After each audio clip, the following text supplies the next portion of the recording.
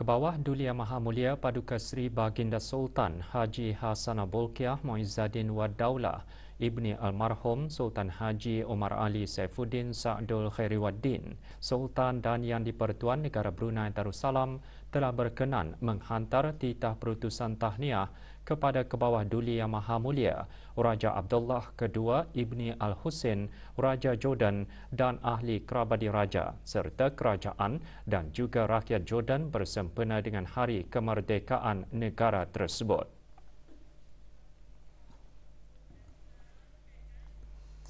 ASEAN melaksanakan pelbagai usaha dalam membendung dan menangani pandemik yang melanda.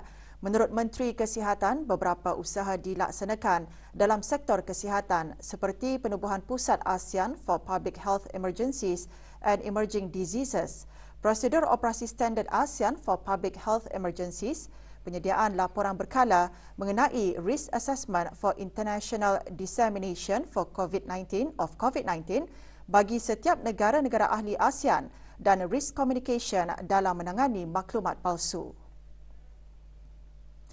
Yang Berhormat Datuk Seri Setia Dr. Haji Awang Muhammad Isham bin Haji Jaafar membuat kenyataan tersebut semasa Sidang Kemuncak Kesihatan Global 2021 yang diadakan secara dalam talian. Sidang pada tahun ini diadakan di Rom, Itali. Negara Brunei Darussalam menerima undangan untuk menghadiri persidangan berkenaan selaku pengerusi Sidang Kemuncak ASEAN tahun ini. Semasa ucap tama perbincangan, Mario Draghi, Presiden Majlis Menteri Republik Itali, menyeru kerjasama dari semua pihak untuk saling berganding bahu dalam menangani pandemik yang masih menular dengan memastikan pengedaran vaksin yang saksama di setiap wilayah. Sesi plenari memberikan ruang kepada perwakilan negara-negara ahli G20, wakil Organisasi Kesihatan Global, ketua negara atau kerajaan serta Presiden Organisasi Antarabangsa dan Serantau untuk memberikan intervensi yang berkaitan isu yang dibentangkan atau yang berbangkit. Sidang membincangkan Coronavirus Global Response iaitu tindakan secara global untuk memastikan kesaksamaan dalam mendapatkan vaksinasi, rawatan dan ujian COVID-19 bagi setiap wilayah. Sementara itu, Presiden Majlis Menteri Republik Itali dan Ursula von der Leyen, Presiden Suruhanjaya Eropah, menyeru Coronavirus Global Response direalisasikan untuk memperkukuhkan sistem kesihatan demi menyokong pemulihan ekonomi khususnya di wilayah dan komuniti kurang berkeupayaan dan tidak berkemampuan. Pada akhir mesyuarat, negara-negara ahli G20 dan yang berkepentingan ke atas Rome Declaration meluluskan kenyataan bersama berkaitan pengedaran vaksin, rawatan dan ujian COVID-19 yang adil dan saksama. Kementerian Pembangunan dan jabatan-jabatan di bawahnya petang tadi mengadakan majlis membaca surah Yasin dan tahlil khusus bagi almarhum Sultan Haji Omar Ali Saifuddin Sa'dul Khairiwaddin, almarhumah Duli Raja Isteri Pengiran Anak Damit dan almarhum Duli Yang Teramat Mulia Paduka Seri Pengiran Muda Haji Abdul Azim.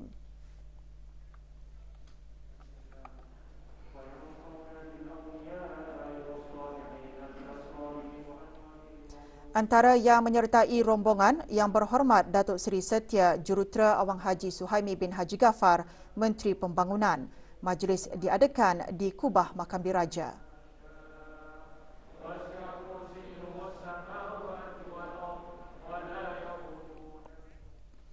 Petronas Cari Gali Brunei Limited PCBL yang merupakan anak syarikat Petronas mengadakan majlis pelancaran program Petronas School of Life petang tadi di Hotel Radisson, Bandar Seri Begawan.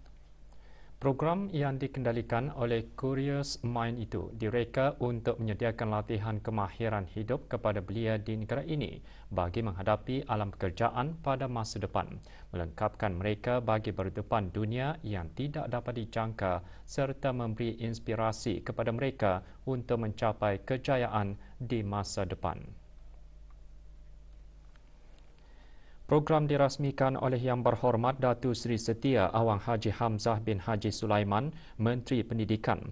Diadakan bermula 4 Jun sehingga 22 Oktober depan.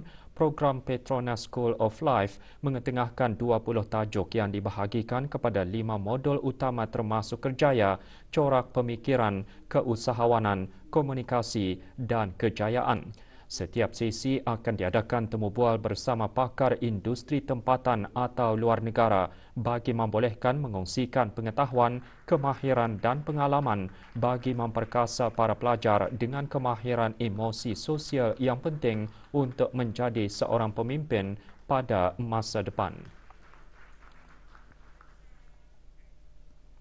6 kes aktif dan tiada kes jangkitan baharu COVID-19 dicatatkan hari ini. Ikuti bahan beritanya dan bahan-bahan berita dalam negeri yang lainnya selepas petikan titah ini.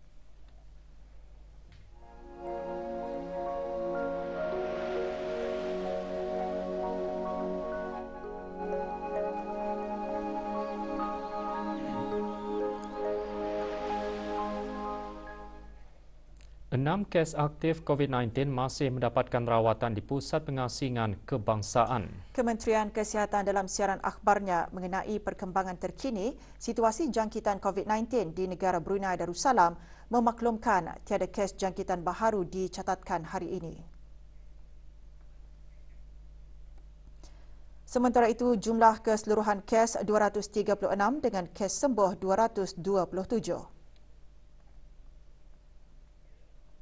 Kes terakhir jangkitan tempatan COVID-19 dilaporkan pada 6 Mei 2020, manakala jumlah kes import sejak kes jangkitan terakhir tempatan dilaporkan sebanyak 95 kes. 616 orang sedang menjalani pengasingan diri mandatori, 18,597 orang menamatkan pengasingan diri mandatori sejak Mac 2020.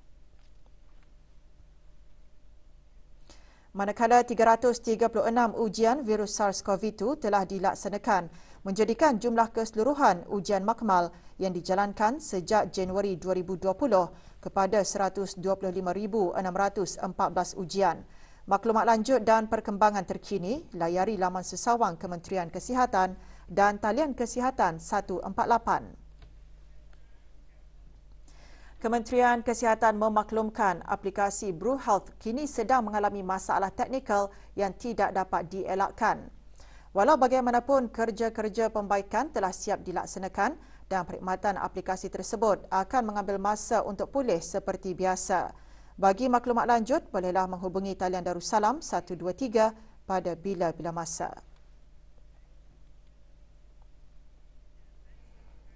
Nilai jumlah perdagangan antarabangsa negara Brunei Darussalam IMTS pada bulan Februari 2021 meningkat sebanyak 18.9%, iaitu 1,796.1 juta ringgit berbanding pada bulan yang sama pada tahun lalu, 1,510.7 juta ringgit.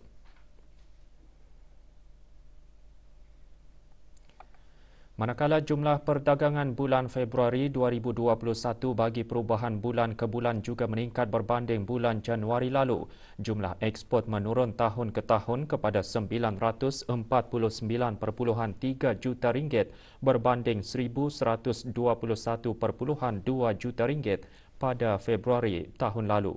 Ini terutamanya disebabkan oleh penurunan ekspor bahan api galian pada bulan Februari 2021 berbanding bulan yang sama tahun lalu.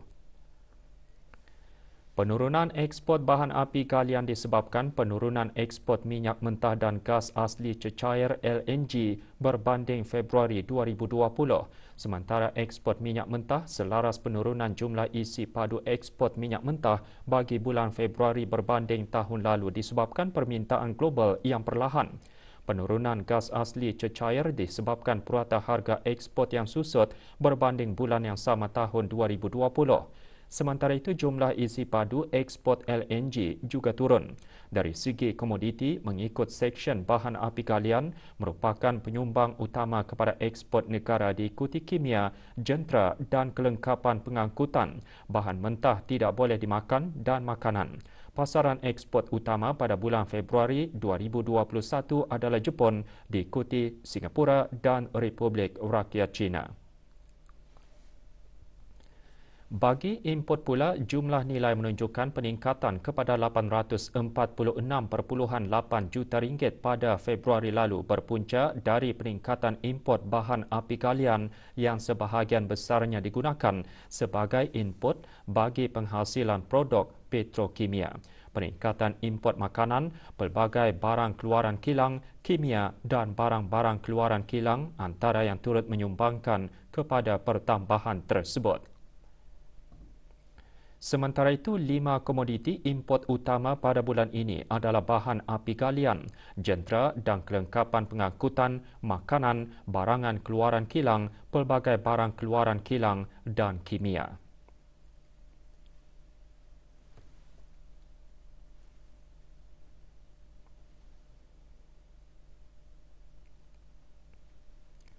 Mengikut kategori penggunaan akhir, import barang perantaraan menyumbang 57.9% dari jumlah import, diikuti import barang modal 37.8% dan barang penggunaan sejumlah 4.3%. Dari segi import mengikut rakan dagangan, sumbangan terbesar adalah dari Greece, diikuti Malaysia dan Rusia. Manakala import dari Greece, Rusia, Nigeria dan Iraq kebanyakannya adalah bahan api galian.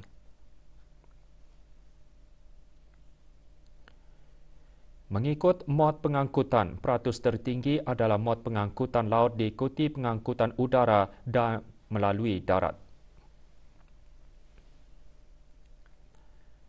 Perangkaan perdagangan barangan antarabangsa bagi negara Brunei Darussalam menggunakan General System bagi merekodkan perangkaan perdagangan yang meliputi import, ekspor domestik dan ekspor semula.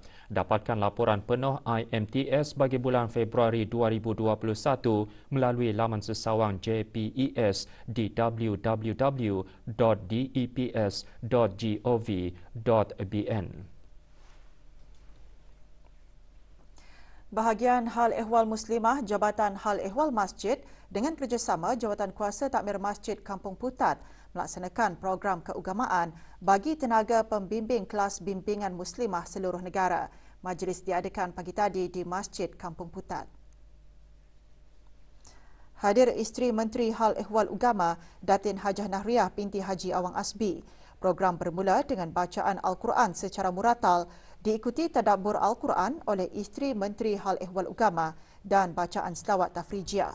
Program bertujuan bagi meningkatkan lagi pengetahuan dan kemahiran dalam menyampaikan lagu-lagu dakwah dan bacaan puisi Islam selain memberi peluang kepada para tenaga pembimbing mengikuti program keagamaan dalam mengeratkan lagi silaturahim.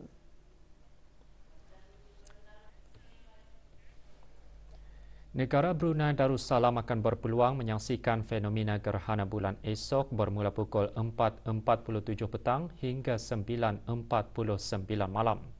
Sehubungan itu, jika fenomena tersebut sabit dicerap oleh pihak-pihak berkenaan, maka sembahyang sunat gerhana bulan akan diadakan di semua masjid, surau dan balai ibadat di seluruh negara dengan tumpuan utama di Masjid Omar Ali Saifuddin, Bandar Seri Begawan kira-kira pukul 7.18 malam iaitu gerhana bulan penuh sebelum menunaikan sembahyang fardu isyak berjemaah mengikut prosedur operasi standard SOP yang berjalan pada masa ini. Dalam sama-sama mengawal dan membendung penularan wabak COVID-19 di negara ini, para jemputan dan jemaah yang hadir hendaklah mematuhi garis panduan ke masjid, iaitu mengimbas kod QR. Jemaah dimastikan mendaftar masuk menggunakan aplikasi BruHealth untuk mendapat kelulusan kod hijau dan kuning. Digalakkan berudu dari rumah, dimastikan membawa dan menggunakan tikar sembahyang sendiri yang berukuran besar. Digalakkan memakai sungkup muka, digalakkan membuat pemeriksaan suhu badan, digalakkan mensanitasi tangan dengan menggunakan gel pen sanitasi. Penjarakan fizikal antara jemaah adalah mengikut ukuran saiz tikar sembahyang sendiri. Jemaah tidak digalakkan bersalam-salaman dan kanak-kanak berumur 12 tahun ke bawah dan perempuan dibenarkan hadir. Bagi mereka yang kurang sihat adalah dinasihatkan untuk tidak menghadirkan diri ke masjid. Program Upskilling dan Reskilling Anjuran Universiti Islam Sultan Sharif Ali UNISA bertujuan untuk melengkapkan para peserta dengan konsep kepimpinan dari sudut Islam dan memupuk para peserta mengenai bagaimana kepimpinan Islam dapat diamalkan dalam masyarakat kita sekarang.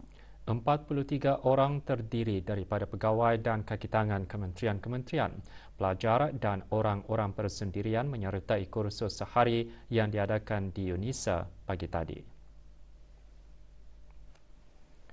Program yang dikendalikan oleh Pusat Kepimpinan dan Pembelajaran Sepanjang Hayat memfokuskan kepada konsep kepimpinan dari perspektif Islam. Menurut beberapa peserta, kursus tersebut memberi manfaat kepada mereka. Setiap apa ketani punya perbuatan dan tindak tanduk tani di dalam melaksanakan tugas yang diberikan itu kira ada rewardnya. So berbalik kepada ketani sendiri, whether ketani mau reward yang baik ataupun yang tidak baik. Peranan wanita dalam leadership dari segi perspektif Islam. So kursus ini banyaknya tadi menekankan mengenai asas-asas leadership, keketuaan mengikut lunas-lunas Islam. Satu operasi langis dijalankan oleh bahagian penguatkuasa Undang-Undang Jabatan Imigresen dan Pendaftaran Kebangsaan Bandar Seri Begawan di kawasan Kebun, Kampung Junjungan, Mukim, Pengkalan Batu. Semasa operasi tersebut, seorang lelaki warga negara asing berjaya ditahan kerana gagal menunjukkan dokumen pengenalan diri yang sah. Lelaki warga asing tersebut telah pun dibawa ke bahagian penguatkuasa Undang-Undang Jabatan Imigresen dan Pendaftaran Kebangsaan Bandar Seri Begawan untuk disiasat di bawah Akta dan Peraturan Imigresen Penggal 17 dan tindakan selanjutnya.